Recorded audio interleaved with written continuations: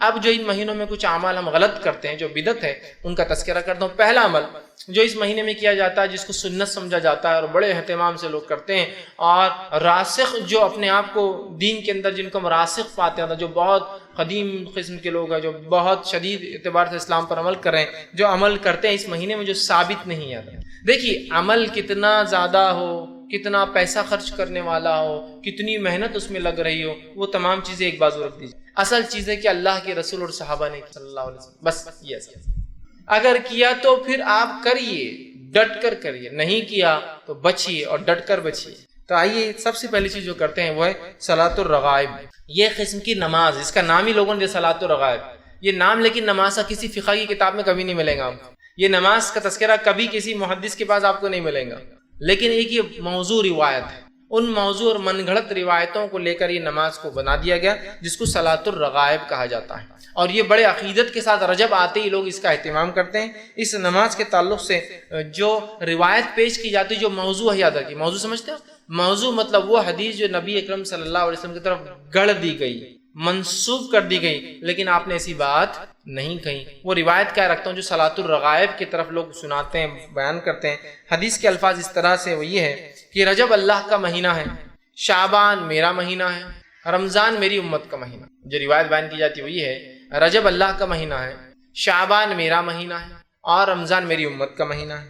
پھر اس حدیث میں آگے الفاظ دیکھیے کیا ہے، الفاظ یوں ہیں جو شخص رجب کی پہلی جمعرات کے دن کا روزہ رکھے، پھر جمعہ کی رات مغرب سے عشاء کے درمیان 12 رکعت نماز پڑھے۔ جو شخص جمعرات کے دن روزہ رکھے، پھر جب جمعرات ختم ہو گیا تب جمعہ کی رات چالو ہوگی، جمعہ کی رات مغرب سے عشاء کے بیچ کے درمیان 12 رکعت پڑھے، دو دو کر کے، اور اسی طرح جو ہے ہر رکعت میں سورہ فاتحہ کے بعد 3 مرتبہ سورہ قدر، اور اس کے بعد 12 مرتبہ سورہ اخلاص پڑھے۔ سورہ قدر 3 بار، 12 مرتبہ سورہ اخلاص پڑھے، اس کی تلاوت کرے۔ جب نماز سے فارغ ہو، مطلب 12 رکعت پڑھ چکا ہو، فارغ ہو، تو مجھ پر جو ہے 70 مرتبہ درود بھیجے، اور اس میں خاص درود کا تذکرہ بھی کہ یہ درود بھیجے اللہم صلی علی محمد النبی الامی وعلی آلہ، یہ بھیجے 70 مرتبہ۔ پھر سجدے میں چلا جائے، مطلب سجدہ کرے، اور سجدے میں یہ دعا پڑھے سبوہم قدوس رب الملائکۃ والروح، یہ دعا پڑھے۔ اس کے بعد سر اٹھا کر یہ دعا 70 مرتبہ پڑھے، سجدے سے اٹھنے کے بعد پھر یہ دعا پڑھے، اور اس کے اندر ایک لمبی دعا ہے رب اغفر لی وارحمنی، اور وہ پوری دعا ہے، وہ دعا پڑھے۔ بعد اس کے دوسرا سجدہ کرے، اور پھر ویسے ہی کرے جیسے پہلے سجدے میں 70 مرتبہ سبوہم قدوس رب الملائکۃ والروح پڑھا۔ اگر جس نے یہ کر لیا تو اس کے باوجود، مطلب اس کے بعد وہ کہتے ہیں کہ جس نے یہ کر لیا تو اس کے جو ہے اسی طرح کرے، اس کے بعد جو کچھ اللہ تعالیٰ سے مانگیں گا، اس کے بعد جو کچھ اللہ تعالیٰ سے مانگیں گا اللہ تعالیٰ اس کی ہر حاجت کو پورا کریں گا۔ اب یہ فضائل میں آتا ہے، اور یاد رکھیے یہ روایت جو میں نے آپ کے سامنے رکھی جو بات، یہ نبی اکرم صلی اللہ علیہ وسلم ثابت نہیں ہے، ثابت نہیں ہے۔ اس کے اوپر جو یہ موضوع ہونے بھی ابن الجوزی رحمہ اللہ نے کہا کہ یہ موضوع ہے، اسی طرح جو ہے ابن رجب رحمۃ اللہ علیہ کہتے ہیں کہ یہ روایت موضوع ہے، امام نووی کہتے ہیں کہ روایت موضوع ہے، اسی طرح محمد بن طاہر الہندی رحمہ اللہ یہ فرماتے ہیں کہ روایت موضوع ہے، اسی طرح امام شوکانی رحمہ اللہ کہتے ہیں کہ یہ روایت موضوع ہے، اور اس کے بعد مولانا عبدالحی لکھنوی جو کہ ہندوستان کے رہنے والے تھے، مشہور اور معروف شخصیت ہے، وہ بھی اس کے تعلق سے کہتے ہیں اور فرماتے ہیں، ان کا قول اس طرح سے صلاۃ الرغائب والی حدیث من گڑت ہے، اور اس پر اکثر محدثین یا سب محدثین کا اتفاق ہے، اور ان کی مخالفت کرنے والے کا کوئی اعتبار نہیں، چاہے وہ کوئی بھی ہو۔ کیا کہہ رہے ہو عبدالحق جو ہے عبدالحی لکھنوی رحمہ اللہ کہ جو ہے یہ نماز کے تعلق سے کہہ رہے ہیں کہ صلاۃ الرغائب والی روایتیں من گھڑت ہے تمام محدثین کی نزدیک، اور جس نے اس کی خلاف بات کی اس کو کوئی اعتبار نہیں۔ تو یہ صلاۃ الرغائب جو خاص طور سے پہلے جمعرات کا جو رجب کے اندر روزہ رکھا جاتا ہے، اس کے بعد رات جب آتی ہے تو 12 رکعت نماز اس طریقے سے پڑھی جاتی ہے۔ یاد رکھیے اس کا کوئی وجود، اس کا کوئی ثبوت، اس کی کوئی دلیل صحیح ثابت نہیں ہے، یہ موضوع ہے، اور علماء کو چاہیے کہ اس موضوع بات کا اظہار کرے، ورنہ یہ موضوع روایتیں جو نبی اکرم صلی اللہ علیہ وسلم طرف گڑھی گئی ہے، یاد رکھیے یہ بھی جھوٹ میں شامل ہے، اور آپ صلی اللہ علیہ وسلم اس کی وضاحت حدیث میں کر دی، جو جانتے بوجھتے مجھ پر جھوٹ باندھے وہ اپنا ٹھکانہ جہنم کی آگ بنا لے۔ تو ہم کوشش کریں کبھی بھی ان موضوع روایتوں کو کبھی بھی جو اپنی طرف سے ہم روایت کرنے کی کوشش نہ کریں، بلکہ ہم انکار کریں کہ نہیں غلط ہے۔ تو پہلا عمل رجب آتے ہی صلاۃ الرغائب، پہلے جمعرات والا عمل۔ اس کے بعد جو ہے رجب میں جو دوسرا عمل لوگ کرتے ہیں وہ یہ ہے کہ رجب کے مخصوص روزے، ایک تو یہ پہلا روزہ جمعرات کا، اس کے بعد کی نماز صلاۃ الرغائب، لیکن اس کے علاوہ مخصوص روزے رکھتے ہیں، اور ان روزوں کے تعلق سے مختلف روایتیں ہیں۔ پہلی بات تو وضاحت کر دوں، نبی اکرم صلی اللہ علیہ وسلم نے رجب میں کوئی خاص روزہ نہیں رکھا اور رجب کے اندر آپ نے کسی خاص روزے کا حکم نہیں دیا۔ دونوں باتیں، ایک تو آپ کا عمل بھی نہیں، آپ کا حکم بھی نہیں۔ نبی اکرم صلی اللہ علیہ وسلم رجب میں کوئی خاص روزہ نہیں رکھا اور کسی خاص روزے کے رکھنے کا حکم نہیں دیا، یاد رکھیے۔ اب جو لوگ یہ روایتیں بیان کرتے ہیں رجب کے روزوں کی، وہ سب من گھڑت، یاد رکھیے۔ امام نووی رحمہ اللہ نے ایک بہت اچھی بات فرمائی، جب بھی کسی حدیث کو ایسے دیکھو جس کے فضائل بہت ہی زیادہ ہو رہے ہو، یا محدثین کے اقوال ایسے موجود ہیں کہ جب تم دیکھو کہ کسی حدیث میں یا کسی عمل کے بہت زیادہ فضائل پتہ چل رہے ہو، تو جان لو کہ یہ فضائل من گھڑت ہے، یہ وہ حدیث من گھڑت ہو۔ صحیح روایتوں کے مقابلے میں یاد رکھیں، صحیح روایتیں جیسا مثال کے طور پہ شب قدر کی فضیلت کیا ہے؟ 1000 مہینوں سے افضل ہے۔ اب کوئی کہے شب قدر کے علاوہ کوئی ایک رات آتی ہے وہ 1000 مہینے نہیں 2000 مہینوں سے افضل ہے، تو آپ سمجھ جائیے کہ یہ گڑبڑ ہے، کہ تو ہائیسٹ لیول آف ثواب رات میں جاگنے کا وہ 1000 مہینہ ہے۔ اب کچھ لوگوں نے اس کو اگر ہم 1000 مہینوں کو اگر سالوں میں کنورٹ کرے تو ہوتا ہے 83.83 سال اور 3 مہینے، ٹھیک، یہ اس کی عدد ہوتے ہیں۔ آپ کو کہے ایک رات جاگنے کا روزہ رکھنے کا 120 سال کے گناہ معاف ہوتے، تو آپ سمجھ جائیے کچھ تو بھی گڑبڑ ہے۔ جس رات کے جاگنے کی بات قرآن کہہ رہا ہے، جس رات کی عبادت کو قرآن 1000 کہہ رہا ہے، اور کوئی 120 سال کہے تو سمجھ جائیے کچھ نہ کچھ، مطلب بہت کثیر ثواب جو کہ صحیح اعمال کے مقابلے میں آ رہا ہے، سمجھ جائیے من گڑت ہے۔ اب دیکھیے کیا روایت بیان کی جاتی ہے اس میں روزوں کے فضائل میں۔ روایت اس طرح سے موضوع ہے، یاد رکھیے روایت موضوع ہے، اللہ رب العزت رحم کرے، میں صرف روایت کرنے کے اعتبار سے کر رہا ہوں۔ وہ ایسا کہا جا رہا ہے کہ اللہ کے رسول نے اس میں کہا، جبکہ وہ روایت موضوع ہے۔ حدیث کے الفاظ اس طرح سے ہے، مطلب وہ حدیث جو موضوع ہے، جو آپ کی طرف من گڑت منسوب کی گئے الفاظ یوں ہیں: بے شک رجب کا مہینہ عظمت والا مہینہ ہے، اور آگے اس کے الفاظ ہیں: جو شخص اس میں اللہ تعالیٰ اس کے لیے 1000 سال کے روزے لکھ دیتا ہے، اور 2 روزے رکھے تو 2000 سال کے روزوں کا ثواب لکھ دیتا ہے، اور 3 روزے رکھے تو 3000 سال کے روزوں کا ثواب لکھ دیتا ہے۔ پھر اس کے اندر ہے اور جو ہے لکھ دیتا ہے، اور اگر 7 دن کے روزے رکھے تو اللہ جو ہے اس کو جہنم کے دروازے اس کے لیے بند کر دیتا ہے، اور اگر 8 دن کے روزے رکھے تو جنت کے پورے دروازے اس کے لیے کھول دیتا ہے، اور جس میں سے چاہے جنت میں تاکہ وہ داخل ہو جائے۔ اور جو شخص 15 دن کے روزے رکھے، اس کی برائیوں کو نیکیوں میں تبدیل کر دیا جاتا ہے، اور ایک منادی دینے والا آسمان پہ اعلان کرتا ہے: اللہ تعالیٰ نے تمہاری مغفرت کر دی، اب تم نئے سرے سے عمل شروع کرو، ٹھیک ہے۔ اور جو شخص اس میں زیادہ سے زیادہ روزے رکھے، اللہ تعالیٰ اس کو زیادہ زیادہ عطا فرماتا ہے۔ یہ روایت موضوع ہے اور من گڑت ہے۔ امام الجوزی نے اپنی موضوعات اپنی کتاب الموضوع کے اندر اس کو روایت کیا، اور اکثر محدثین نے اس کو اپنی موضوعات کے اندر روایت کیا کہ یہ روایت صحیح نہیں ہے۔ یہ تو 1000 دن کے روزوں کا ثواب بتایا جا رہا ہے، 2000 دن کے روزے، مطلب 30 دن رکھ لیا تو 3000 ہو گئے، یا 29 کا دن آتا 29000۔ اللاجیکل بات ہے، اس لیے کہ دیگر اعمال پہ، شب قدر پر یا رمضان کے روزوں پر یہ فضائل کی بات نہیں آ رہی، یاد رکھیے۔ اسی لیے میں نے کہا کثرت سے جب فضیلتیں آئی کسی چیز میں بہت زیادہ جو صحیح کے مقابلے میں ہو، تو سمجھ آئیے کچھ نہ کچھ گڑبڑ آ رہی ہے اس کے، ٹھیک ہے۔ تو بہرحال دیکھیے کس قسم سے بات آئی ہے، یاد رکھیے یہ تمام چیزیں جو ہے موضوع ہے۔ اسی طرح اس میں ایک خاص نماز کا بھی تذکرہ آتا ہے روزے کے ساتھ، کہ روزہ رکھے اور نماز پڑھے، وہ اس طرح سے بیان کیا جاتا ہے، اور یہ بھی روایت موضوع جھوٹی ہے، لیکن لوگ عمل کرتے ہوئے کیا ہے، حدیث کو ایسا بیان کیا جاتا ہے جو کہ جھوٹی ہے: جو آدمی رجب میں 1 دن کا روزہ رکھے، اس میں 4 رکعت اس طرح پڑھے کہ پہلی رکعت میں سورہ جو ہے فاتحہ کے بعد جو ہے 100 مرتبہ آیت الکرسی پڑھے، اور پھر دوسری رکعت میں 100 مرتبہ سورہ اخلاص پڑھے، مطلب پہلی رکعت میں سورہ فاتحہ 100 مرتبہ آیت الکرسی، دوسری رکعت میں سورہ فاتحہ کا 100 مرتبہ سورہ اخلاص پڑھے، تو اس کی موت نہیں آئے گی یہاں تک کہ وہ جنت اس سے دکھا لیا جائے، یا جنت میں اس کا ٹھکانہ نہ اسے بتا دیا جائے۔ مطلب روزہ رکھے، روزہ رکھنے کے بعد 4 رکعت اس روزے میں یہ نماز پڑھے۔ کیا نماز پڑھے؟ جو بتایا جا رہا طریقہ کہ سورہ فاتحہ کے بعد 100 مرتبہ آیت الکرسی، سورہ فاتحہ کے بعد 100 مرتبہ سورہ اخلاص، تو فائدہ کیا ہوگا اس کو؟ نہیں مرے گا، مگر جنت میں اس کا ٹھکانہ بتا دیا جائے گا کہ تم یہاں رہنے والے ہو جنت۔ یہ صحیح روایت نہیں ہے، یہ موضوع ہے۔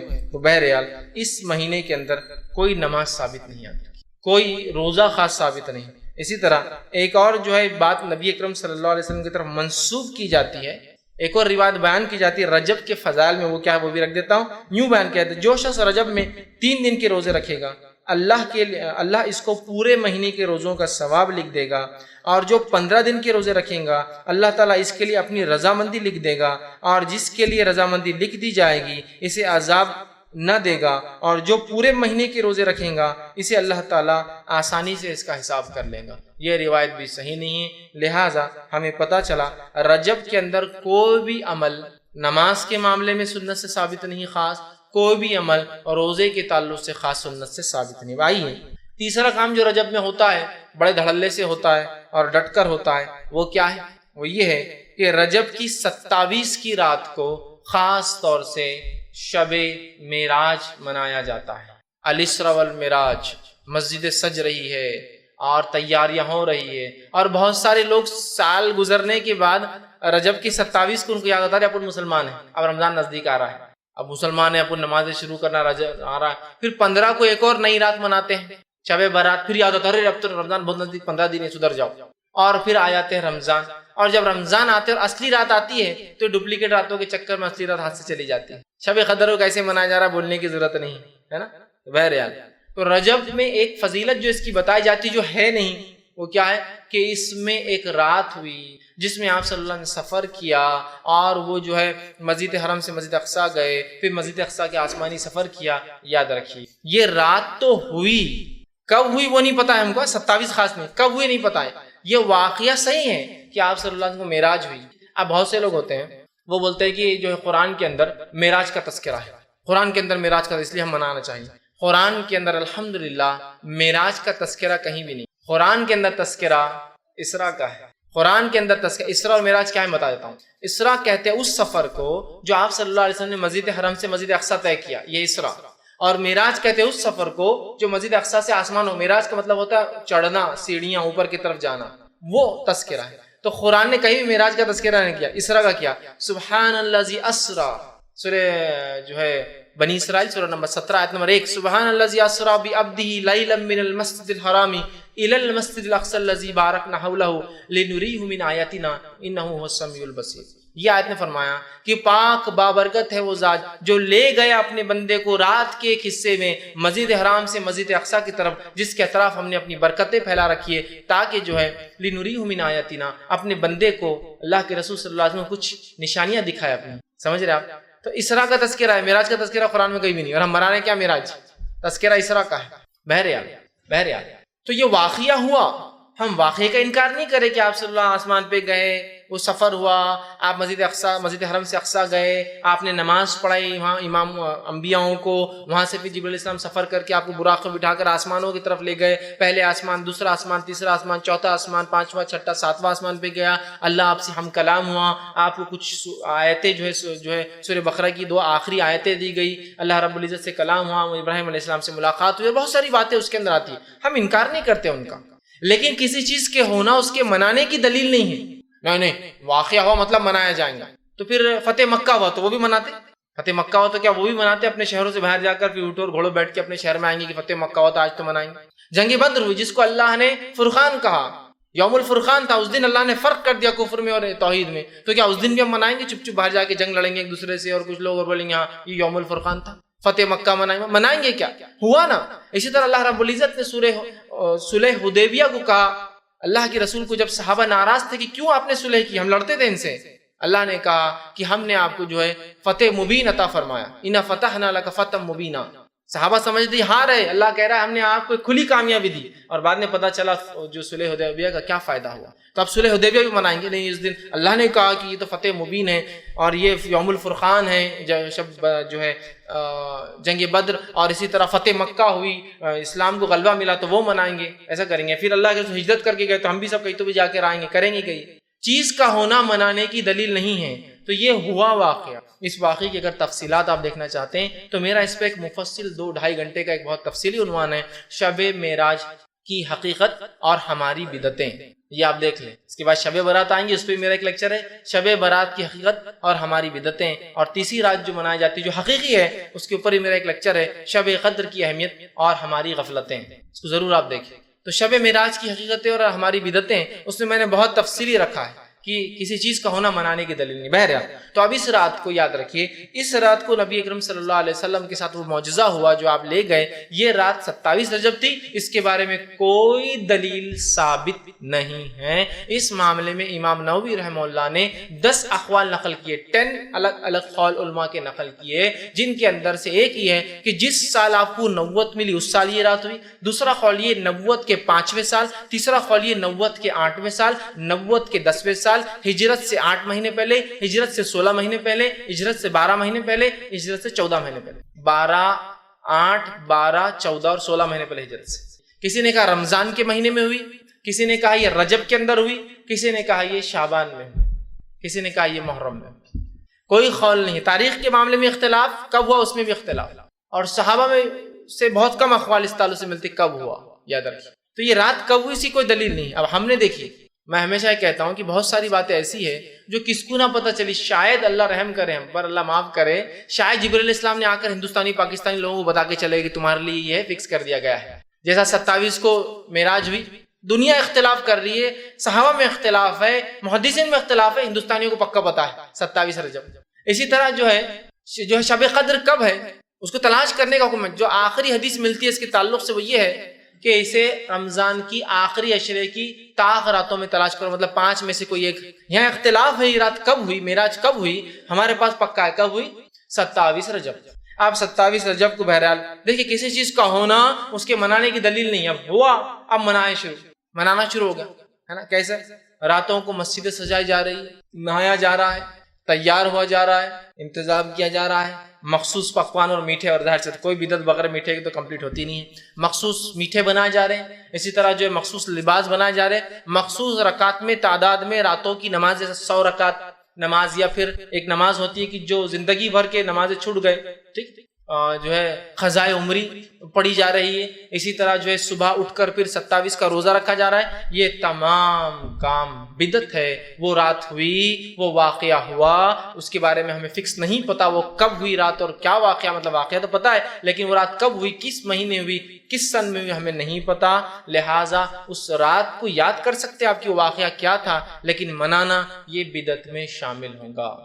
تو آپ دیکھیں کس دھڑلے سے اس رات کو منایا جا رہا ہے، جبکہ اس معاملے میں کئی اقوال صحابہ کے موجود ہیں اور کئی اختلاف اس معاملے میں جو ہے موجود ہے، لیکن اس کے بعد بھی 27 کو مخصوص منایا جا رہا ہے۔ مولانا عبدالحی لکھنوی رحمہ اللہ اس تعلق سے فرماتے ہیں، اور وہ کہتے تھے یہ جو بلاد ہند میں، مطلب ہندوستان کے اندر، وہ کہتے ہیں بلاد ہند میں مشہور ہے کہ شب معراج کی صبح کو روزہ رکھنا 1000 روزوں کے برابر ہے، تو یہ بالکل بے بنیاد اور بے اصل ہے۔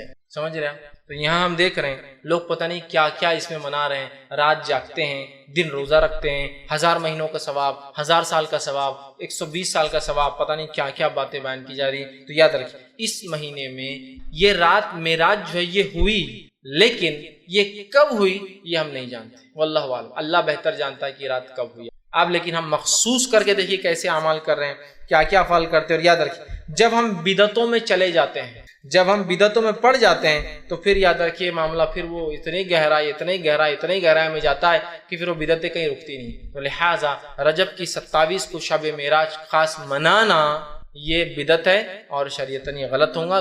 رات کا جاگنا بھی ثابت نہیں، اس میں کوئی خاص روزہ ثابت نہیں۔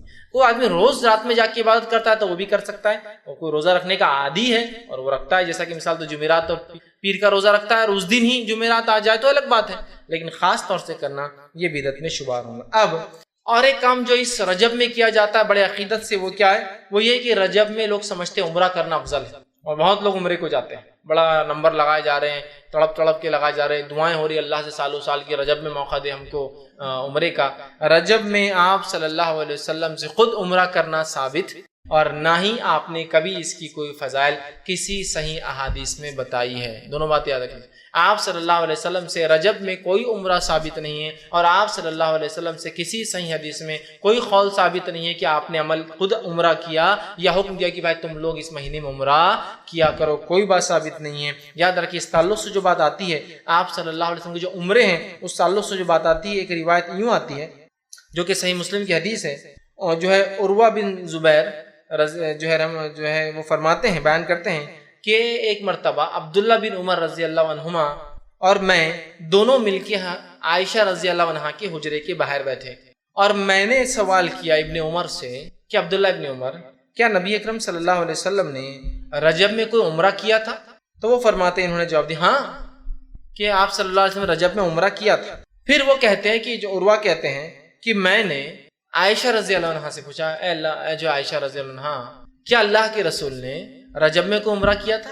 تو مائی عائشہ رضی اللہ عنہا نے وہی جواب دیا اسی وقت، جبکہ عروہ بھی بیٹھے ہیں، عبداللہ بھی بیٹھے ہیں، اور وہ اندر حجرے میں۔ جب انہوں نے پوچھا، ان سے پوچھا پہلے پھر ان سے، تو میں عائشہ جواب دیتی حجرے سے، انہوں نے کہا کہ اللہ جو ہے عبداللہ ابن عمر کی مغفرت کرے، ان پر رحم کرے، مطلب دعائیں دے رہی، غلطی بھی ان سے، اس کا مطلب رحم کرے، مغفرت کرے۔ اللہ کی قسم آپ صلی اللہ علیہ وسلم نے کبھی کوئی عمرہ رجب میں نہیں کیا، اللہ کی قسم نبی اکرم صلی اللہ علیہ وسلم نے کبھی کوئی عمرہ رجب میں نہیں کیا۔ اس سے اسلاف کا، صحابہ کا طریقہ دیکھیے اختلاف کا، کہ ابن عمر نے غلطی کرتے یہ نہیں کہا کہ اندر سے حضرت عائشہ کی ہنسی کی آواز آئی، ٹھیٹھی ٹھاٹا کی آواز آئی، اور کہا ابن عمر کو کیا اتنا بھی نہیں پتا کہ کب اللہ کے رسول نے کیا کہتا ہے، اتنے جاہل ہے کیا فقیہ الامہ تم کو لوگ کہہ رہے، تم کو تو اتنا بھی علم نہیں۔ اللہ مغفرت کرے عبداللہ کی، اللہ رحم کرے ابن عمر پر۔ دیکھیے طریقہ کتنا احسن ہے کہ اللہ رحم کرے ابن عمر پر۔ اللہ کی قسم کبھی اللہ کی رسول صلی اللہ علیہ وسلم نے جو ہے رجب کے اندر عمرہ نہیں کیا، فرماتی ہے۔ اور پھر کہا، آپ نے فرمایا کہا مہینے میں نہیں تھا، اور آپ صلی اللہ علیہ وسلم جب بھی عمرہ کے لیے گئے ہر مرتبہ ابن عمر آپ صلی اللہ علیہ وسلم کے ساتھ ہی ہوتے تھے، پھر بھی وہ یہ بات وہ ان کے ساتھ ہی تھے، لیکن پھر بھی شاید ان سے وہاں بولنے میں چوک میں تھا۔ عائشہ نے کہا کہ تم تو ہر سفر میں ان کے ساتھ تھے، پھر بھی بھول گئے تھے، ان سے چوک ہو گئی۔ اسی طرح دوسری روایت جو آتی ہے وہ اس طرح سے، صحیح مسلم کی روایت ہے، انس بن مالک رضی اللہ عنہ سے پوچھا گیا کہ اللہ کے رسول صلی اللہ علیہ وسلم نے کتنے عمرے کیے؟ تو انہوں نے فرمایا اللہ کے رسول صلی اللہ علیہ وسلم نے 4 عمرے کی اور 1 حج کیا تھا آپ نے۔ اور پوچھا گیا کب کیے تھے؟ تو کہا 3 عمرے آپ نے ذی القعدہ میں کیے اور 1 عمرہ آپ نے ذی الحجہ میں کیا، جس میں آپ نے حج بھی کیا تھا۔ مطلب آپ صلی اللہ علیہ وسلم نے انفرادی طور سے 3 عمرے کیے اور 1 عمرہ حج کے ساتھ کیا آپ نے۔ تو ایسے آپ کی زندگی میں کتنے عمرے ہوئے؟ 4 عمرے، 3 جس میں سے ذی القعدہ میں آپ نے کیے اور 4تھا عمرہ آپ نے حج کے ساتھ کیا، ظاہر سی بات ہے، مطلب ذی الحجہ میں کیا، حج ذی الحجہ میں آتا۔ تو آپ صلی اللہ علیہ وسلم ٹوٹل کتنے عمرے کیے؟ 4، 3 ذی القعدہ میں اور 1 ذی الحجہ میں کی۔ تو انس بن مالک کہتے ہیں آپ صلی اللہ علیہ وسلم نے 4 عمرے کیے، 3 تو جو ہے ذی القعدہ میں کیے اور 1 آپ نے عمرہ کیا جس میں آپ نے حج بھی کیا اور وہ ذی الحجہ میں تھا۔ تو گویا آپ صلی اللہ علیہ وسلم کے ٹوٹل 4 عمرے ہیں اور 1 حج آپ نے اپنی زندگی میں کیا ہے۔ تو لہٰذا اس مہینے میں عمرے کی بھی کوئی خاص فضیلت ثابت نہیں، یہ بات کو بھی آپ ذہن نشین کر لیں، ورنہ بہت سے لوگ نمبر لگا کے عمرے کے لیے جا رہے ہیں، یا بہت سے لوگ گلف میں ہیں تو آسانی ہوتی چھٹیاں لے کے جاتے ہیں، رجب کا عمرہ بڑا عمرہ، فضیلت والا عمرہ، بابرکت عمرہ، ایسا عمرہ ویسا عمرہ۔ پھر اس عمرے کے ساتھ اگر یہ سب بدعتیں جڑ جائے، مطلب جڑا دیتے ہیں، صلاۃ الرغائب حرم میں چل رہی، روزے رکھے جا رہے ہیں اس نیت سے کہ یہ فلاں، تو اس مہینے میں کوئی نماز، کوئی روزہ، کوئی عمرہ خاص طور سے ثابت نہیں۔ عام طور سے آپ اگر رکھتے ہیں، آپ کی عادت ہے کہ ایام 20 کے روزے جو ہوتے ہیں، چاند جب بیچ میں آ جاتا ہے، 12، 13، 14 کے روزے، اسی طرح پیر کا اور جمعرات کا روزہ آپ رکھتے ہیں، ٹھیک ہے، یہ تو الگ بات ہے، لیکن خاص کوئی روزہ ثابت نہیں آتے۔ اب آئیے جو آخری بدعت جو اس میں ویسے اس مہینے میں لوگ کئی بدعتیں کرتے ہیں، ان میں سے جو بڑی بڑی بدعتوں میں آخری آپ کے سامنے رکھ رہا ہوں، یہ سب فالتو اور من گھڑت باتیں ہیں۔ تو لہٰذا رجب کے مہینے کی صرف ایک فضیلت ہے، وہ یہ ہے کہ رجب کا مہینہ حرمت والے مہینوں میں سے ایک مہینہ ہے۔ کیوں؟ وہ اللہ کی نے اس مہینے کو تعظیم بخشی، ہمیں اس تعظیم کا خیال رکھے۔ اس مہینے میں کوشش کرنی چاہیے کہ ہم گناہ اور معصیت اور ظلم سے بچے، حالانکہ ظلم سے تو سال بھر بچنا ہے ان مہینوں میں، لیکن خاص محترم مہینے چونکہ جس میں رجب بھی ایک حرمت والا ہے، ان میں گناہوں سے، ظلم سے بچنا ہے، اور کوئی خاص روزہ، کوئی خاص نماز، کوئی خاص اذکار، کوئی خاص عمرہ، کوئی خاص صلاۃ الرغائب، اور پتہ نہیں لوگ کیا کیا پڑھ رہے ہیں، اور کوئی کونے اور کوئی خاص رات میں جاگنا اور صبح کا روزہ رکھنا اس مہینے میں ثابت نہیں۔ یہ تمام چیزیں بدعت اور خرافات ہیں، اس کو ہمیں سمجھنے کی ضرورت ہے۔ کوئی کام اللہ کے رسول اور اس کے صحابہ سے اگر ثابت ہو آپ سمجھیں تو بہرحال عمل کرنے میں کوئی حرج نہیں، یاد رکھیے، لیکن جو بات ثابت نہیں، یاد رکھیے، ہمیں ضرورت ہے ہم اس بات کو سمجھے کہ یہ بدعت ہے اور بدعتوں سے بچنا ہم پر واجب اور فرض ہے، یاد رکھیے، ورنہ ایسا نہ ہو کہ ہم بدعتیں کر کے دنیا سے چلے جائیں۔ اللہ رب العزت کے پاس جب اعمال کے لیے پہنچے تو اللہ رب العزت ہم کو لوٹا دے، جو کام کر کے آئے ہو یہ اعمال کا باعث ہی نہیں تھا، یہ تو ثابت ہی نہیں تھا، کیا میرے رسول کو کرتے ہوئے پایا؟ کیا میرے اصحاب نے اس کو کرتے ہوئے دیکھا؟ یا سلف صالحین میں سے کسی نے کیا؟ ہمارے پاس اس کے نہ کوئی تاریخی حوالے ہے، نہ کوئی ریلیجس بیسس ہے، تو لہٰذا ہم کوشش کریں ان تمام بدعت و خرافات سے بچتے رہیں، اور اس قسم کی بدعت و خرافات ہر مہینے لوگ مناتے ہیں، ان تمام سے ہم محفوظ رکھنے کی کوشش کریں۔ دیدار مطلب دیکھنا، ادراک مطلب گھیرنا۔ جو شخص اللہ کے دیدار کا دنیا میں منکر ہے، وہ چاہے کوئی بھی ہو، پکا کافر ہے۔ اللہ کا دیدار ہم دنیا میں کیوں نہیں کر سکتے؟ رسول اللہ صلی اللہ علیہ وسلم نے فرمایا، بے شک اللہ تعالیٰ سوتا نہیں ہے اور نہ سونا اس کی شان کے لائق ہے۔ وہ میزان کے پلڑوں کو جھکاتا ہے اور اٹھاتا ہے، رات کے اعمال دن کے اعمال سے پہلے اور دن کے اعمال رات سے پہلے اس کے سامنے پیش کر دیے جاتے ہیں۔ اس کا جو ہے پردہ نور ہے، اور اس پردے کو کھول دے تو اس کے چہرے کے نور جہاں تک پہنچیں گا اس کی مخلوق کو جلا ڈالیں گا۔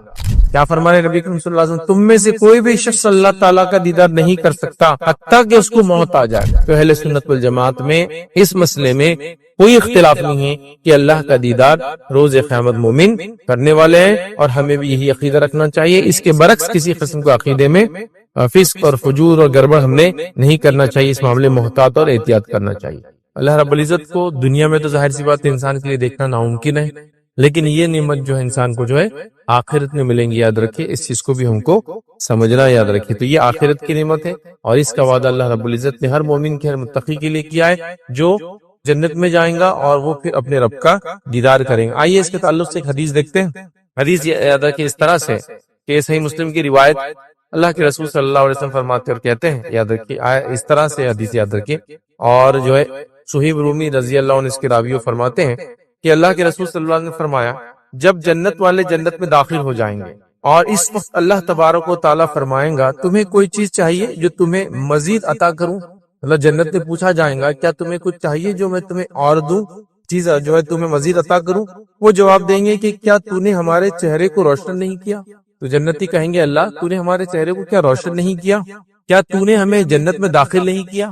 مطلب یہ لوگ جواب دے رہے کہ اللہ تو نے ہمارے چہرے کو روشن کیا، مطلب جنتی بن گئے ہم، تو نے ہمیں جنت میں داخل کیا، اور دوزخ سے نجات نہیں دی، مطلب تو نے ہم کو دوزخ سے نجات دی۔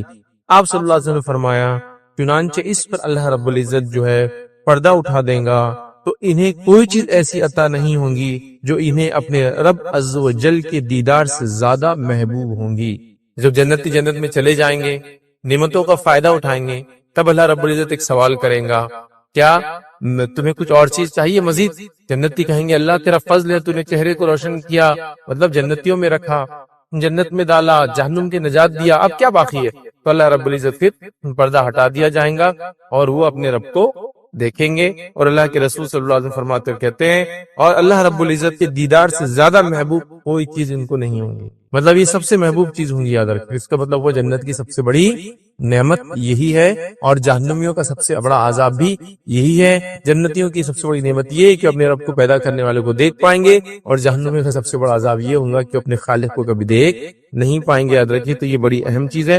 اور اس کے بعد اللہ کے رسول صلی اللہ علیہ وسلم نے سورہ یونس کی آیت نمبر 26 کا ایک حصہ تلاوت کیا اور فرمایا اور کہا، للذین احسنوا الحسنى وزیادہ۔ اللہ کے رسول نے یہ آیت کا حصہ پڑھا اور فرمایا، جس کا ترجمہ یہ ہے، جن لوگوں نے بھلائی کی ان کے لیے خوبصورت جزا ہے، مطلب خوبصورت بدلہ ہے، اور مزید ان کے لیے ہے، اور مزید ان کے لیے کا ترجمہ یا اس کا معنی اور مفہوم مفسرین نے اور محدثین نے لیا، مزید ان کے لیے مطلب دیدار الہی، جو انہوں نے کیا اس کا خوبصورت بدلہ ہے، اور جو انہوں نے کیا اس کا مزید اضافہ ملے گا، مزید اضافے میں دیدار الہی۔ اور وہ حدیث صحیح مسلم کی اس میں ہم نے دیکھ چکے کہ نعمت ملیں گی، اللہ سوال کریں گا، پھر اپنا دیدار کروائیں گا، اور یہ سب سے بڑی نعمت ہوں گی۔ اور یہ زیادہ ہے، جنت میں جانا یہی سب سے بڑی نعمت تھی کہ انسان کے لیے، مطلب جہنم سے نجات، اور زیادہ ان کو دیا جائے گا، اور زیادہ سے مراد اللہ رب العزت کا دیدار ہے، یاد رکھے۔ تو لہٰذا اللہ رب العزت کا دیدار یاد رکھیے، یہ بڑی عظیم نعمت ہے۔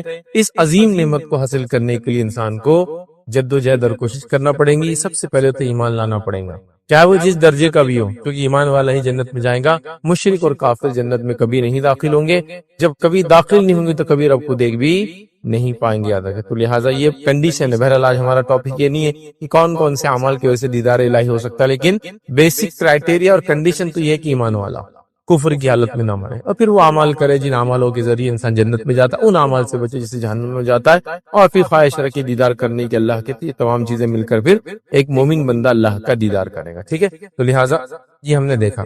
اب آئیے دیدار الہی کے تعلق سے کچھ باتیں ہم دیکھتے ہیں حدیث کی، جو قرآن میں اور سنت میں جو ملتی ہے، اور ساتھ میں جو ہے آج کے ٹاپک کو ہم 2 حصوں میں تبدیل کریں گے یا 2 حصوں میں بانٹیں گے۔ پہلا دیدار الہی کے تعلق سے ہم دیکھیں گے کہ قیامت کے دن اللہ کا دیدار برحق ہے، یہ ہونے والا ہے، اور دوسرا ٹاپک دیکھیں گے کہ دنیا میں اللہ کو ہم کیوں نہیں دیکھ سکتے، یا دنیا میں اللہ کو کیوں کوئی نہیں دیکھ سکا، ٹھیک ہے۔ یہ دونوں باتوں کو ایک ساتھ لیں گے تاکہ ساری کلیریفیکیشن ایک ساتھ ہو جاتی ہے۔ تو آئیے سب سے پہلے دیدار الہی، اللہ کا دیدار حق ہے۔ یہ بات میں اس لیے کہہ رہا ہوں کہ ایسے طبقے، ایسے فرقے، ایسے گروہ مسلمانوں میں گزرے جنہوں نے اللہ کے دیدار کا انکار کیا، جس میں سب سے پہلے جو ہے معتزلہ، ٹھیک ہے، یہ وہ فرقہ تھا یاد رکھیے جنہوں نے دیدار الہی کا انکار کیا اور قرآن کو سنت کے بغیر یا منمانی تشریحات سے انہوں نے قبول کیا یاد رکھیے. اور یہ فرقہ عروج پہ تھا خاص طور سے جب امام احمد بن حنبل رحمہ اللہ حیات تھے، اور ان کے حیات میں یہ سیاسی طاقت بن گیا تھا، کیونکہ اس زمانے کے جو خلیفہ تھا اس نے جو ہے اہل سنت والجماعت کو چھوڑ کر یاد رکھی اسی فرقے میں وہ جا کر شامل ہو گیا تھا. حالانکہ فرقہ اس سے پہلے موجود تھا، لیکن ابھی صرف کتابوں کی شکل میں، تحریری شکل میں، تقریری شکل میں اپنی تحریک کو پھیلا رہے تھے، لیکن ابھی انہوں کو پولیٹیکل طاقت نہیں ملی تھی یاد رکھے. اور جب یہ کام تب بھی کر رہے تھے جب امام شافعی موجود تھے یاد رکھے. امام شافعی رحمہ اللہ نے ان کے خلاف پورا محاذ کھڑا کر دیا تھا یاد رکھے، اور ان کے خلاف بات کرتے رہے. اسی کے اس میں امام شافعی کو جو ہے نظر بند کر دیا گیا، مطلب جیل میں تو نہیں ڈالا گیا، لیکن ہوتا ہے نا ایک گھر میں لے جا کر رکھ دینا اور اس گھر سے آپ باہر نہیں نکل سکتے، کیونکہ امام شافعی کرتے. حالانکہ ابھی یہ پولیٹیکلی طاقت میں نہیں آتا ہے فرقہ، ابھی صرف یہ اپنی تحریکوں کو پھیل، لیکن یہ انفلوئنشل ہو چکے تھے، منسٹر لیول تک وغیرہ جا چکے تھے، تو لہٰذا امام شافعی کو بھی ان کی تکلیفوں کا سامنا کرنا پڑا. اسی کے اس میں سلسلے میں آپ کو جو ہے حجاز سے نکال کر جو ہے بغداد بھیج دیا گیا. کہا خلیفہ نے کہا بلا لو ان کو یہاں، کیونکہ کمپلین کی گئی وغیرہ وغیرہ کی یہ عجیب و غریب باتیں پھیلاتے ہیں نعوذ باللہ، حالانکہ حق کی بات کر، کتاب و سنت کی بات کرے. اور اسی سلسلے میں ان کا پہلی بار بغداد آنا ہوا اور امام احمد بن حنبل سے ان کی ملاقات بھی یاد رکھی، اور امام احمد بن حنبل نے ان کی شاگردگی اختیار کی، ان سے علم حاصل کیا، ساری چیزیں. پھر بعد میں امام احمد بن حنبل کے زمانے میں یہ فرقہ پولیٹیکل طاقت بن گیا اور یہ حکومت کا عقیدہ یہی ہو گیا. بہرحال تو وہ بھی گروہ میں شامل ہے جنہوں نے کہا کہ اللہ کا دیدار نہ دنیا ممکن ہے نہ آخرت ممکن ہے، اور عجیب و غریب ہے دلائل، لیکن اللہ کا دیدار برحق ہے، کیونکہ یہ واضح دلائل سے، اور خاص طور سے بخاری اور مسلم کی روایت ثابت ہے جس کے اندر کسی امت کے کسی طبقے کو انکار نہیں. انہوں نے بھی انکار کیا لیکن تعویلات کی، ان باتوں منمانی تشریحات کی. بہرحال تو یہ چیز ثابت ہے، تو لہٰذا ہم کو عقیدہ رکھنا چاہیے. آئیے چند بات کے چند دلائل دیکھتے ہیں کہ دیدار الہی، اللہ کا دیدار کیسے حق ہے. پہلی دلیل اس کے لیے ہم دیکھیں گے اللہ رب العزت کا فرمان کہ اللہ کو لوگ دیکھیں گے. اللہ سبحانہ تعالیٰ فرماتا رہتا ہے سورہ قیامت سورہ نمبر 75 اور اس کی آیت نمبر 22 اور 23 میں اللہ فرماتا کہتا ہے وجوہ یومئذ ناظرہ الی ربہا ناظرہ. اللہ فرماتا کہتا ہے اس روز جنتیوں کے چہرے جو ہے شگفتہ تر و تازہ ہوں گے اور با رونق ہوں گے. اللہ فرماتا کہتا ہے با رونق ہوں گے اور دیدار الہی سے مشرف ہوں گے.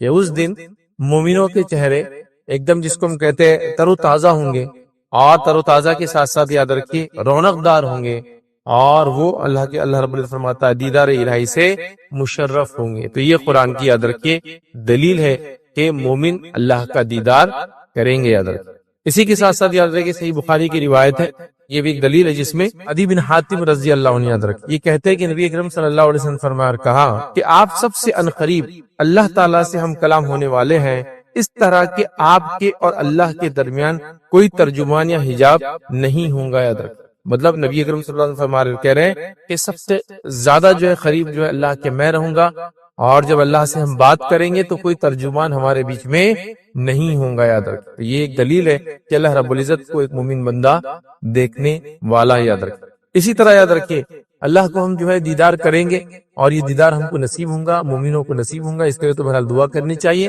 اس کی ایک اور دلیل یہ یاد رکھیے جو بخاری کی روایت ہے، صحابہ فرماتے اور کہتے ہیں کہ نبی اکرم صلی اللہ علیہ وسلم نے فرمایا کہا کہ ہم نبی اکرم صلی اللہ علیہ وسلم کی مجلس میں جو بیٹھے تھے کہ اچانک آپ نے 14ویں کے چاند کی جانب دیکھا. مطلب شام کا وقت تھا، صحابہ نبی اکرم صلی اللہ علیہ وسلم کے اطراف بیٹھے تھے اور 14ویں کا چاند 14 کا جو مون ہوتا ہے آپ دیکھتے ہیں بہت چمکدار ہوتا ہے، اور 14ویں کا چاند اس لیے زیادہ سب سے چمکدار ہوتا ہے کیونکہ یہ سب سے بڑا ہوتا ہے سائز میں.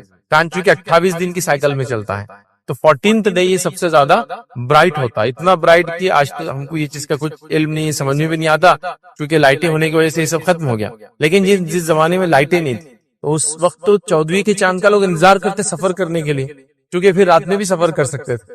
اتنا روشن ہوتا ہے کہ ایک مطلب آپ چل سکتے، چیزوں کو دیکھ سکتے، مطلب کلیئر نہیں بٹ سب چیزیں آپ کو نظر آ سکتی، اتنا اچھا کلیئر ہوتا ہے.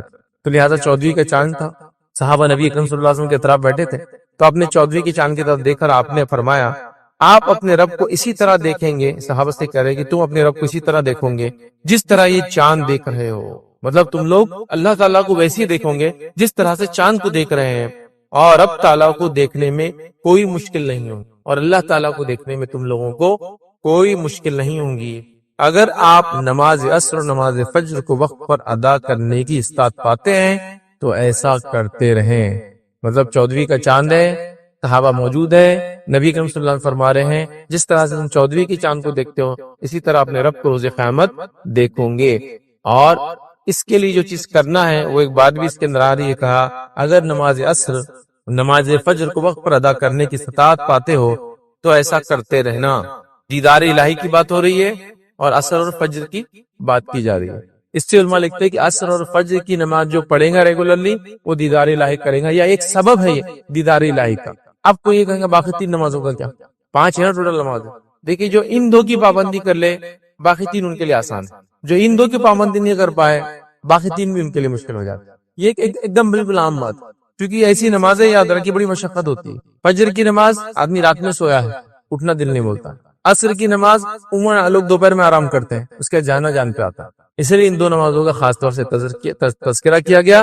اور عصر کی نماز کے تعلق سے بہت ساری باتیں آتی ہیں، اس طرح فجر کے تعلق سے بہت ساری باتیں آتی ہیں. عصر کو صلاۃ وسطیٰ کا بیچ کی نماز کی پابندی قرآن نے حکم دیا کرو، تو لہٰذا اس سے علماء لکھتے ہیں کہ ان 2 نمازوں کی پابندی کرنے والا اللہ کا دیدار کرے گا. تو اللہ کا دیدار تم کرو گے کیسے کرو گے؟ جیسے 14ویں کی چاند کو دیکھتے ہو، اس میں کوئی تکلیف و مشقت نہیں، تو ویسے ہی تم اللہ رب العزت کا بھی دیدار کرو گے. نبی اکرم صلی اللہ علیہ وسلم نے اس بات کو واضح اس روایت کے اندر کر دیا تھا.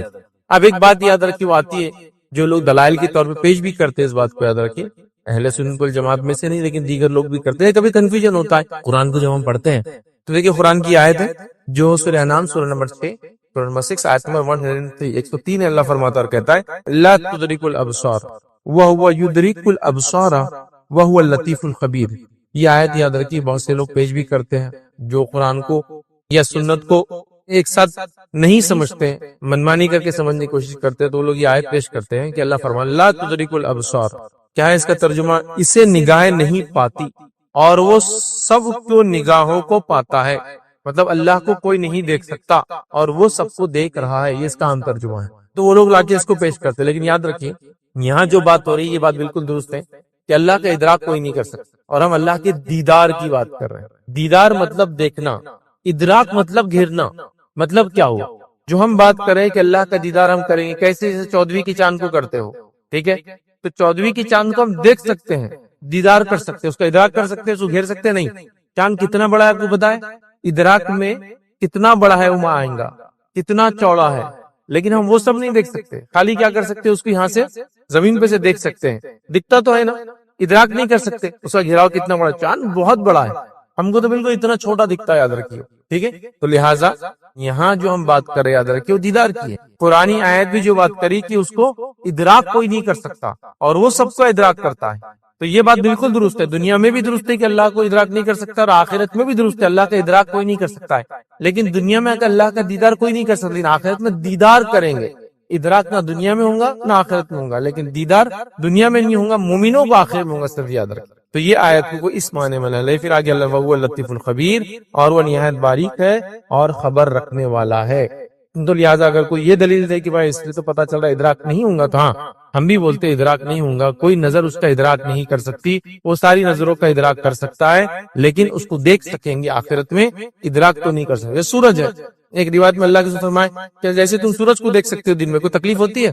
سورج کو دیکھ سکتے آپ لیکن زیادہ دیر تک نہیں، چاند کو زیادہ دیر تک دیکھ سکتے، لیکن کیا سورج کا ادراک کر سکتے؟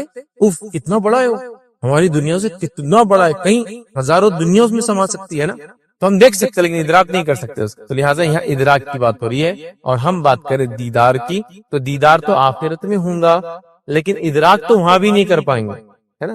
جیسا چاند کو ہم یہاں سے دیکھ سکتے ہیں کتنا بڑا ہے، کتنا چوڑا ہے، حقیقی روشنی ہو تو اس پہ جا کے پتہ چلیں گے، وہ کبھی نہیں کر سکتے، ٹھیک ہے. تو اس بات کو بھی ہم کو سمجھنے کی ضرورت ہے. تو کوئی اگر یہ دلیل دے تو اس کو ہم اس طرح سے سمجھتے ہیں، یاد رکھیں. اس طرح سے بخاری کی روایت اس میں اللہ کے رسول صلی اللہ علیہ وسلم نے دیدار کے بارے میں بیان کیا، فرمایا آپ اپنے رب کو جو ہے روبرو دیکھو گے. صحابہ سے کہا کہ تم اپنے رب کو روبرو سمجھتا ہے، اور روبرو کی جب بات آتی ہے یاد رکھیے تو آمنے سامنے ہونا ضروری ہوتا ہے. اور آمنے سامنے روبرو اس کو بولتے ہیں جو دکھتا ہے، ورنہ کیا بولتے ہیں؟ پردہ پوش، پردے کے پیچھے سے. روبرو کب بولیں گے؟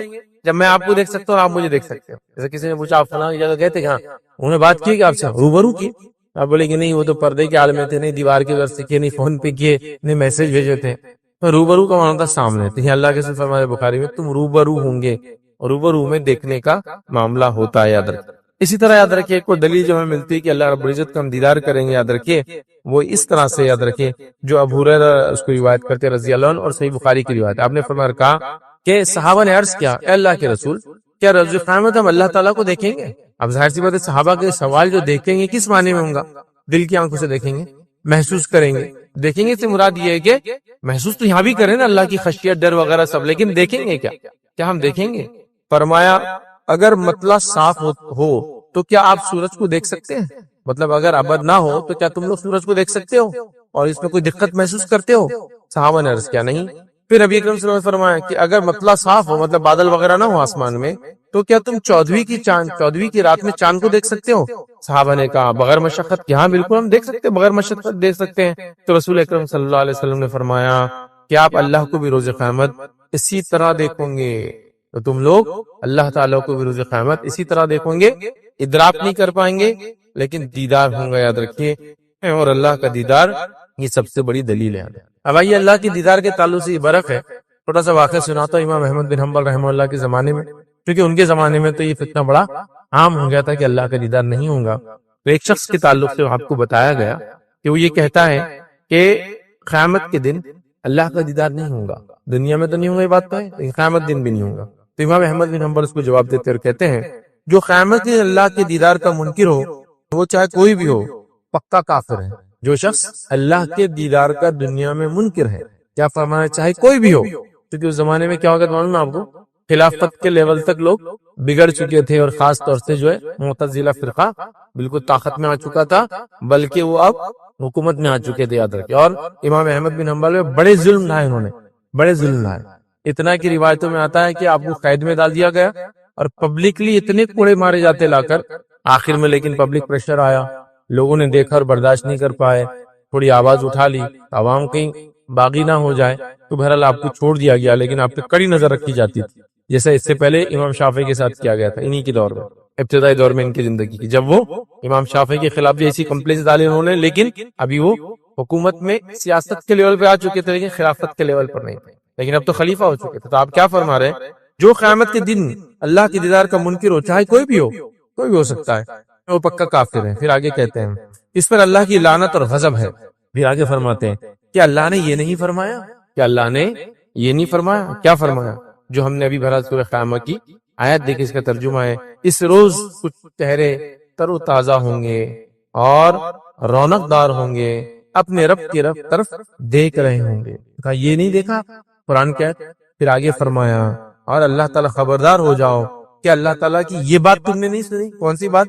क़यामत के दिन ये लोग दीदार इलाही से महरूम कर दिए जाएंगे। और ये किसके ताल्लुक से बात है? हम दीदार इलाही से महरूम कर दिए जाएंगे, ये काफिरों के ताल्लुक से बात है, याद रखिए, काफिर दीदार इलाही से महरूम कर दी जाएंगे। और ये आयत है कुरान की सूरह मुतफ्फिफीन सूरह नंबर 83 और उसकी आयत नंबर 15 है, जिसमें जो आयत इस तरह से कल्ला इन्नहुम अन रब्बिहिम यौमइज़िल लमहजूबून, अल्लाह फरमाता और कहता है कि खबरदार रोज़े क़यामत ये लोग दीदार इलाही से महरूम कर दिए जाएंगे। आपने फरमाया जो शख्स ये कहे कि अल्लाह का दीदार क़यामत दिन नहीं होगा, वो सबसे पहले तो काफिर है।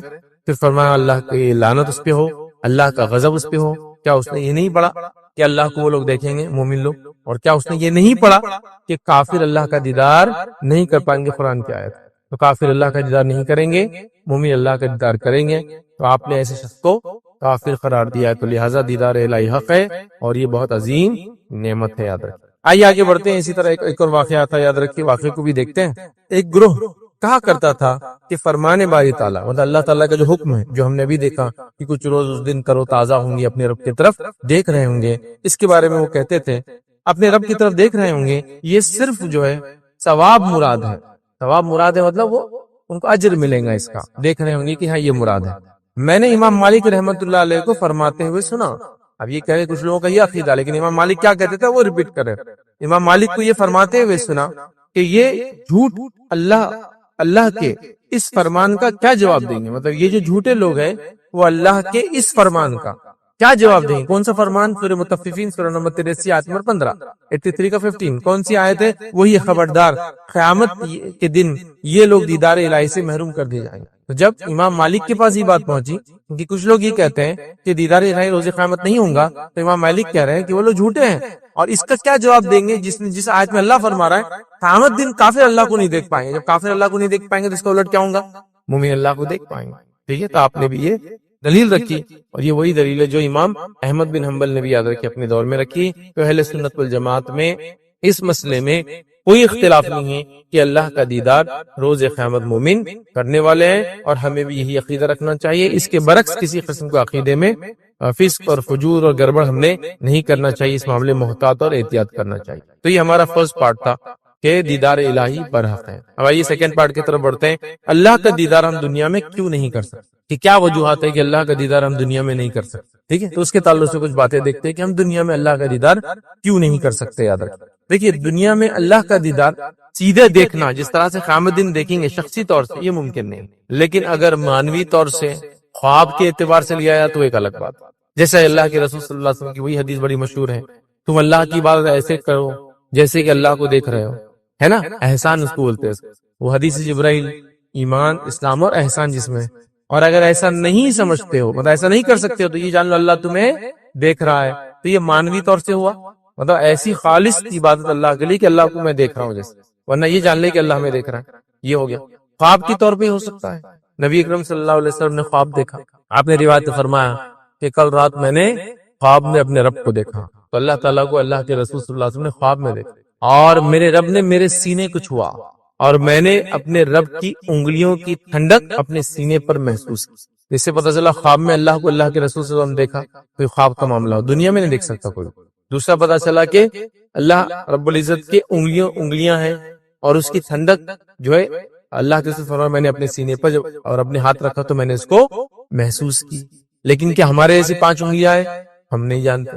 حدیث میں یہ بات تو ہے کہ اللہ تعالیٰ کو 2 ہاتھ ہیں، دونوں ہاتھ لیکن سیدھے ہیں، ایسے ہم نہیں جانتے. قرآن میں خود اللہ نے فرمایا کہ اے شیطان تو نے آدم کے سامنے سجدہ کیوں نہیں کیا جس کو میں نے اپنے دونوں ہاتھ سے بنایا. تو اللہ کو 2 ہاتھ ہیں، حدیث میں آتا دونوں رائٹ ہینڈ ہیں، یہاں انگلیوں کا تذکرہ آ گیا ہے نا. تو بہرحال تو یہ خواب اور معنی کے اعتبار سے، لیکن حقیقی طور سے یاد رکھیں دنیا میں اللہ کو کوئی نہیں دیکھ سکتا ہے. آخرت میں ہم لوگ جو ہے دیکھیں گے لیکن ادراک نہیں کر پائیں گے، لیکن دیدار ضرور اللہ رب العزت کا ہونے والا ہے. یاد رکھیں مومنوں کا. اب دنیا میں کیوں نہیں دیکھ پائیں گے، اسی کچھ وجوہات میں آپ کے سامنے رکھتا ہوں یا کچھ باتیں رکھتا ہوں. سب سے پہلی چیز تو یاد رکھیں اللہ کے نبی موسیٰ علیہ السلام یہ وہ برگزیدہ نبی یاد رکھے جن کو اللہ تعالیٰ نے جو وحی دی اس کے اندر کسی فرشتے کو نہیں بھیجا. آپ کو سیدھے وحی دی جاتی تھی اور آپ نے آ کر بنی اسرائیل کے سامنے سیدھے اپنی بات رکھی. تو موسیٰ علیہ السلام سے اللہ نے سیدھے کلام کیا، جس سے آپ کا لقب پڑا کلیم اللہ.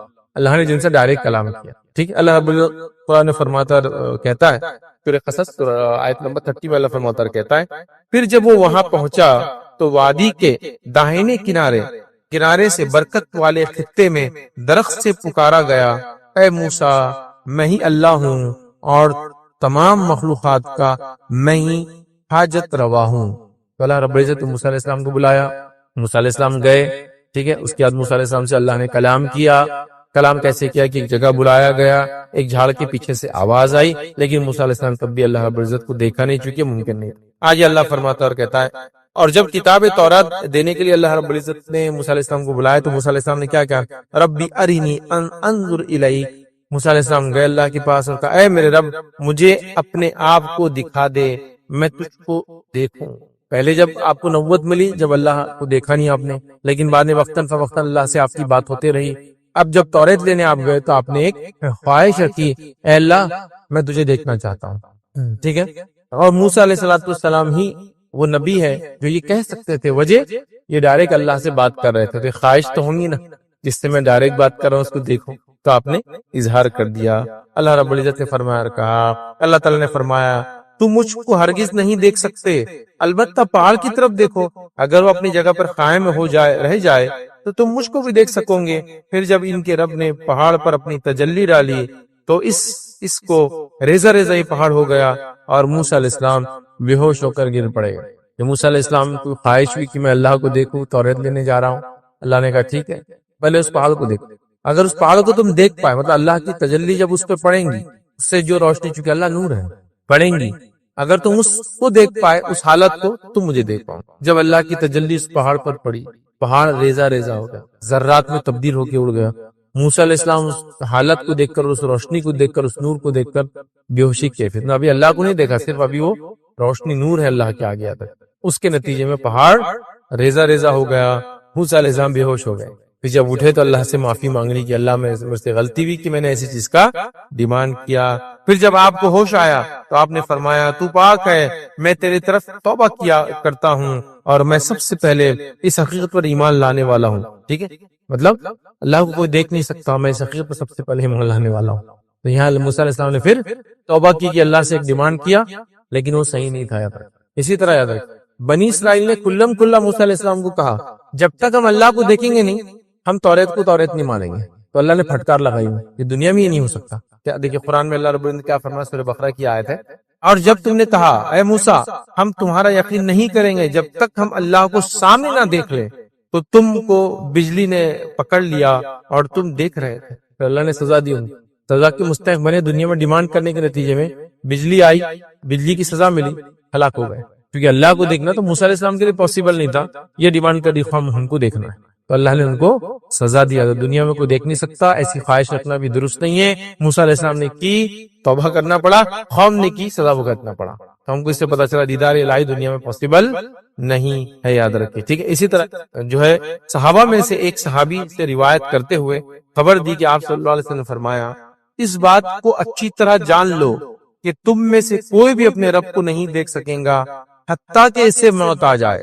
کیا فرما رہے نبی کریم صلی اللہ علیہ وسلم، تم میں سے کوئی بھی شخص اللہ تعالیٰ کا دیدار نہیں کر سکتا حتیٰ کہ اس کو موت آ جائے۔ مطلب موت کے بعد تو اللہ کا دیدار ہو سکتا ہے، جیتے جی دنیا میں دنیا کی آنکھوں سے اللہ کا دیدار پاسبل نہیں ہے، موت کے بعد ہی ہوگا۔ تو لہٰذا اللہ کا دیدار موت کے بعد ہو سکتا ہے، دنیا میں نہیں ہو سکتا، اس لیے اللہ کا دیدار ہم دنیا میں نہیں کر سکتے، یہ موت کے بعد ہوگا۔ مطلب موت کے بعد کی زندگی ہے، اس میں جو حالات ہوں گے اس حالات میں ہم ادراک کو نہیں دیکھ پائیں گے، یاد رکھیں دنیا میں ہم دیکھ نہیں سکتے۔ آئیے ایک اور روایت یاد رکھیں، ابو ذر غفاری رضی اللہ عنہ فرماتے اور بیان کرتے ہیں کہ میں نے رسول اللہ صلی اللہ علیہ وسلم سے پوچھا، کیا پوچھا کہ آپ نے اپنے رب کو دیکھا ہے؟ کیا آپ نے اپنے رب کو دیکھا ہے؟ مطلب معراج میں آپ گئے تھے، کیا آپ نے اپنے رب کو دیکھا ہے؟ تو جواب دیا اللہ کے رسول صلی اللہ علیہ وسلم نے، وہ نور ہے، میں اسے کہاں دیکھوں؟ مطلب وہ روشنی نور ہے، میں اسے کہاں دیکھوں؟ مطلب میں اسے کیسے دیکھ سکتا ہوں؟ کہ نبی اکرم صلی اللہ علیہ وسلم دنیا سے گئے تھے، آسمانوں کا سفر کیا معراج میں، واپس آئے، لیکن ابھی حدیث میں کیا ہے، جب تک کہ موت نہ آ جائے کوئی دیکھ نہیں سکتا ہے۔ وہ مرحلے سے چونکہ کوئی گزرا نہیں ہے تو ظاہر سی بات ہے وہ دیکھ نہیں سکتا ہے۔ تو اللہ کے رسول صلی اللہ علیہ وسلم نے معراج میں اللہ کو نہیں دیکھا۔ جس کو دیکھا جو بات ہوتی ہے قرآن میں سورہ نجم میں جو بات ہے، یاد رکھیں لوگ اس کی دلیل لے سکتے ہیں، سورہ نجم میں وہ بات ہے کہ اللہ کے رسول نے جو دیکھا وہ جبرائیل علیہ السلام کو اپنی اصلی حالت میں دیکھنے کا تذکرہ ہے، اللہ تعالیٰ کو نہیں یاد۔ ٹھیک ہے، اللہ کے بہت قریب تھے آپ، ایک یا دل کمان کے فاصلے پہ تھے، لیکن اللہ کو دیکھا نہیں۔ جس کو دیکھنے کا تذکرہ ہے وہ جبرائیل علیہ السلام کو اصلی حالت میں، اصلی حالت میں جبرائیل علیہ السلام کو اللہ کے رسول نے 2 بار دیکھا تھا۔ پہلی بار کب دیکھا؟ جب وہی لے کے آئے ہو غفا کے باہر، آپ جب گئے تو آپ نے دیکھا جبرائیل علیہ السلام۔ کیسے تھے جبرائیل علیہ السلام؟ زمین سے آسمان تک سب بھر گیا تھا، اور آپ کے پر تھے اور پروں میں سے جو ہے ہیرے اور موتی جھڑ کر نیچے گر رہے تھے۔ اور حدیث میں آتا ہے کہ آپ کو 600 پر ہے، 600 یاد رکھیں، تو فرشتوں کو پر بھی ہوتے ہیں تک، تو جبرائیل علیہ السلام کو 600، مطلب نہیں مختلف فرشتوں کو مختلف پر ہوتے ہوں گے، لیکن جبرائیل علیہ السلام کو تو 600 پر یاد رکھیں۔ ٹھیک ہے، اور جسامت کے اعتبار سے ایسے کہ زمین و آسمان میں سب کچھ بھر گیا۔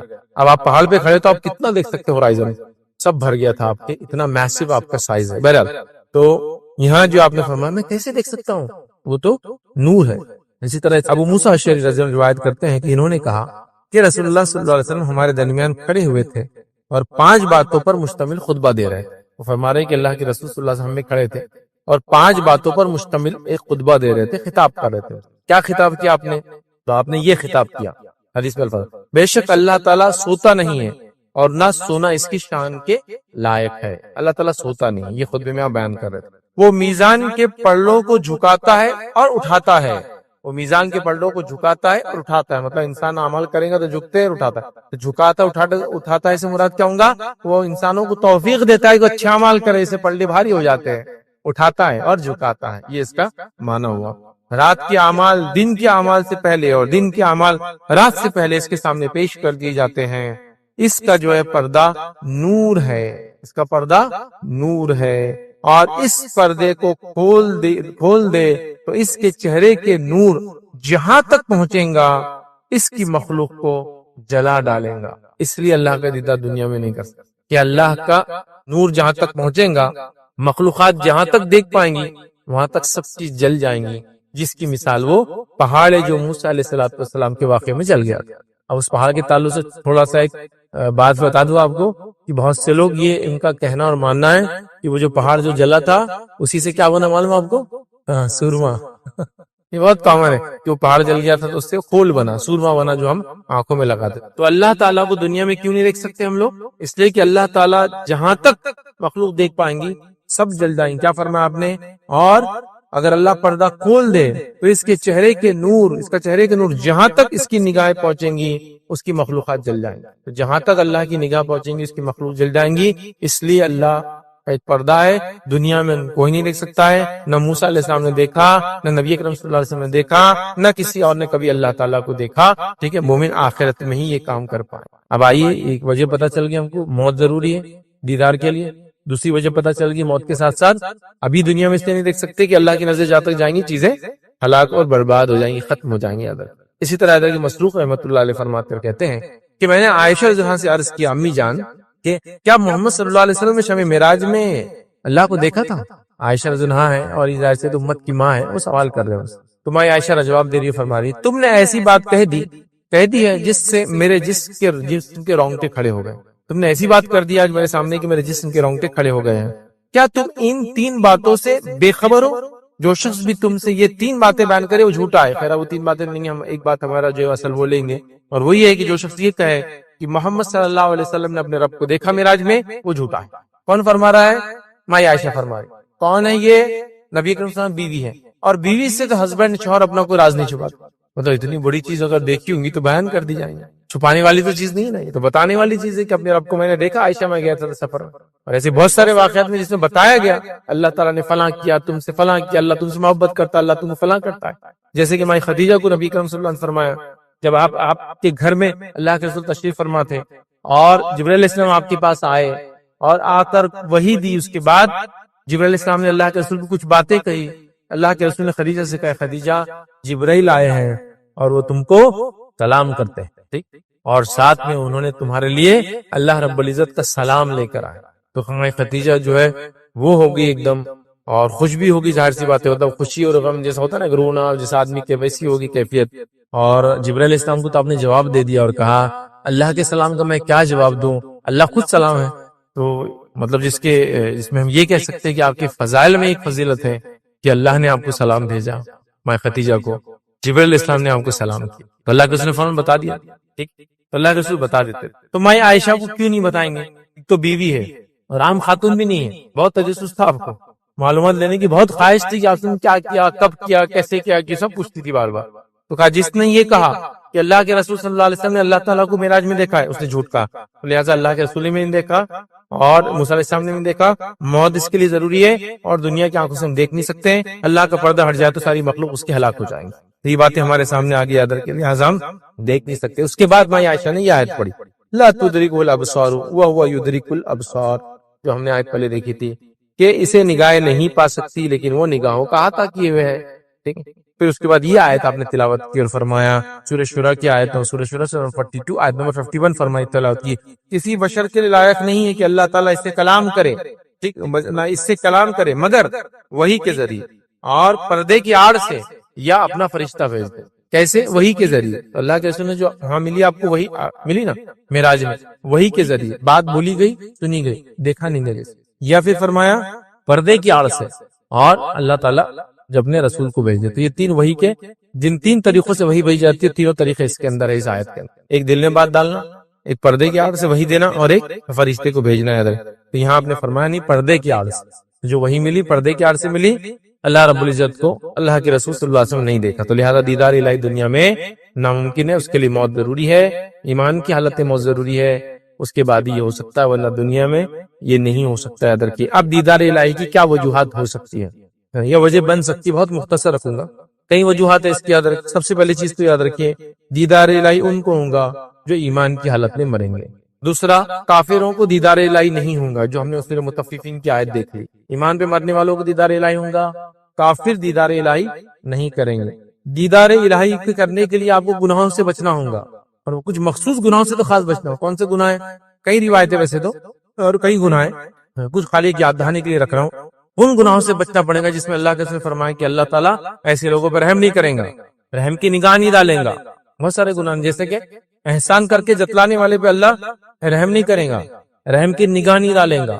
اسی طرح احسان جتلانے والے کے علاوہ متکبر فقیر، اسی طرح بوڑھا زانی، اسی طرح کپڑے کو ٹخنوں سے نیچے لٹکانے والا، اور بھی ایسے حدیث میں تین کے الفاظ آتے ہیں۔ 3 لوگ ہیں جو جنت میں نہیں جائیں گے، جہنم میں 3 لوگ فلاں، تو ان کے اندر یہ الفاظ ہے۔ نظر کرم نہیں ڈالیں گا، مطلب دیکھیں گا نہیں، جو اللہ نہیں دیکھیں گا مطلب ہم بھی نہیں دیکھیں گے اللہ کو، ایسا ہوتا ہے۔ تو گناہوں سے بچنا پڑے گا، یاد رکھیے اللہ کا اگر دیدار ہم کو کرنا ہے۔ اس طرح نیکی کو ہم کو کرنا پڑے گا، یاد رکھیے۔ اسی طرح اللہ کے دیدار کی خواہش رکھنا پڑیں گی، یاد رکھیے، تب اللہ کا دیدار ہوگا۔ کیونکہ حدیث میں الفاظ ہے جو اللہ کی دیدار کی خواہش رکھتا ہے تو اللہ بھی اس کے دیدار کی اس سے، جو اللہ کو ملنا پسند کرتا ہے تو اللہ بھی اس سے ملنا پسند کرتا ہے نا۔ تو یہاں ملنا پسند سے مراد کیا ہے؟ آپ کسی سے ملنے جائیں گے تو اس کی دیدار بھی کریں گے نا، جو خواہش رکھتا ہے اس کے ساتھ ہوگا۔ اسی طرح اگر عمل کے اندر لے تو مخصوص 2 عمل بتا سکتا ہوں جس کو اگر ہم خاص طور سے کریں تو دیدار الہی آسان ہو جاتا ہے، وہ ہے عصر کی نماز اور فجر، جو ہم نے حدیث کے اندر ہی دیکھی۔ اللہ کے رسول نے کہا کہ تم کوشش کرو عصر فجر پڑھو، دیدار الہی کے ساتھ اس کو کنیکٹ کر دیا۔ اس سے پتہ چلا یہ 2 نمازیں، پتہ ہی چلا یہ 2 نمازیں جو پڑھتا ہے 5 نمازیں پڑھتا ہے، پھر تو یہ 2 نمازیں مشکل ہے، تو جب مشکل نمازیں پڑھ رہا ہے تو باقی نمازیں تو آسان ہے۔ فجر میں اٹھنا کتنا مشکل ہے، خیر اللہ کے لیے دوپہر میں جا رہے ہیں دکان بند کرے تو عصر بھی غائب، سیدھا مغرب میں آ کے مغرب سے شروع ہو رہی ہے اپنا، مغرب عشاء پھر ظہر سیدھا اس کے بعد۔ تو جو نمازیں پڑھ رہا ہو تو مطلب نمازوں کا جو پابند ہو، نیکی کرنے والا ہو، ایمان کی حالت میں مرا ہو، کفر کی حالت میں نہ مرا ہو، ٹھیک ہے، تو ایسے لوگ یاد رکھیے۔ اور وہ خاص گناہ ویسے اللہ دیکھنا پسند نہیں کریں گا بندے کو، ان گناہوں سے بچیں گا۔ تو یہ سارے اعمال دیدار الہی کے لیے جس کو ہم کہیں گے وجوہات میں سے، وجہ میں سے ایک وجہ بنیں گے۔ تو کچھ باتیں ہیں کہ گناہوں سے ہم بچیں، نیکی کو ہم کریں اور نیک لوگوں میں ہم شامل رہیں تو دیدار الہی ہوں گا۔ تو دیدار الہی حق ہے، اللہ کا دیدار یاد رکھیے یہ حق ہے، اور یہ جنتیوں کے لیے سب سے بڑی نعمت ہے، اور جہنمیوں کے لیے سب سے بڑا عذاب ہے کہ اپنے کریٹر کو کبھی دیکھ نہیں پائیں گے اور یہ اپنے رب کو دیکھ پائیں گے۔ اور جنتیوں کو جنت میں دیدار الہی سے محبوب کوئی چیز نہیں ہوگی، مطلب ساری نعمتیں پھیکی پڑ جائیں گی اللہ کے دیدار کے سامنے۔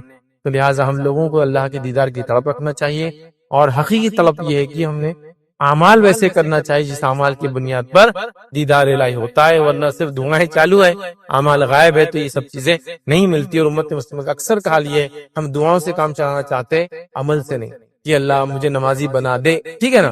عمل بھی تو کرو، اٹھنے کی کوشش کرو، جانے کی کوشش کرو، دل کو منانے کی کوشش کرو، نفس کو کے غلام بننے کے بدلے نفس کو اپنا غلام بناؤ، پریکٹیکلی کچھ کرو نا۔ ہم سب دعا پہ چلا رہے ہیں، اللہ مجھے جو ہے فلاں چیز کروا دے، بس دعاؤں سے چلا رہے، ہم وہ کرنا ہی پڑے گا ادھر کے۔ تو لہٰذا دیدار الہی اگر ہم چاہتے ہیں یا مانگتے ہیں تو ہمیں ویسے اعمال بھی یہاں کرنا چاہیے جس کے نتیجے میں دیدار الہی ہوتا ہے۔ یاد ہے کہ تو چند باتیں ہم دیکھی، تو دیدار الہی حق ہے اور اس کا کوئی انکار نہیں کر سکتا۔